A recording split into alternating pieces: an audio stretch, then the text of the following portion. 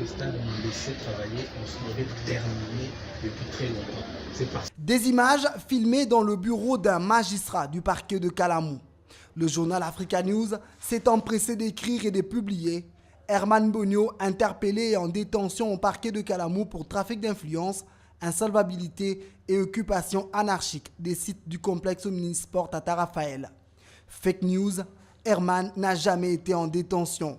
L'affaire, dont le procès se poursuit d'ailleurs au tribunal de grande instance de Calamou, concerne le parc 5 du stade Père Raphaël de la Kétule. Vous vous rendez compte de la gravité de ce type d'affirmation par un journal que je croyais sérieux. Je croyais. C'est simple, parce que ça fait un petit moment que j'ai compris que ce journal n'était pas sérieux. Pour une raison toute simple, c'est la 3e fois. Ils sont vraiment coutumiers d'y faire. Ils s'acharnent sur moi, je ne sais pas pourquoi. Je pense qu'Africa News a un petit problème avec Herman Bogno. Je ne vous passe toute la période de la SONAS où c'était chaque semaine qu'Africa News titrait quelque chose sur moi. On a compris après parce qu'il y avait des liens très forts entre certaines personnes d'Africa News et certains de mes salariés de la SONAS. Bref, c'est du passé. Moi, je ne suis pas rancunier.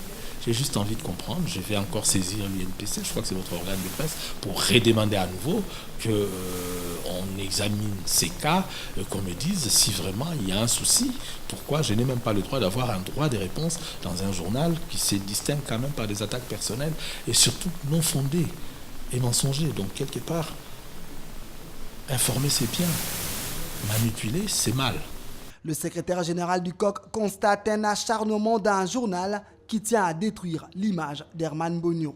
Je laisse aux gens d'Africa News la responsabilité de leurs bêtises. Je trouve que ça ne grandit pas leur organe de presse, parce que parfois ils font des choses bien, mais à force d'avoir ces mélanges entre des fake news et des vraies infos, on finit par discréditer ce journal et considérer que ça devient dangereux parce qu'on pourrait prendre au sérieux des informations qui finalement sont une invention de l'esprit peut-être de quelques esprits chagrins. Ce site était un repère de Chegué qui échappait à la gestion du stade Tata Raphaël.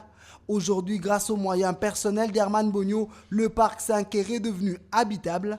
Une piscine olympique est actuellement en rénovation.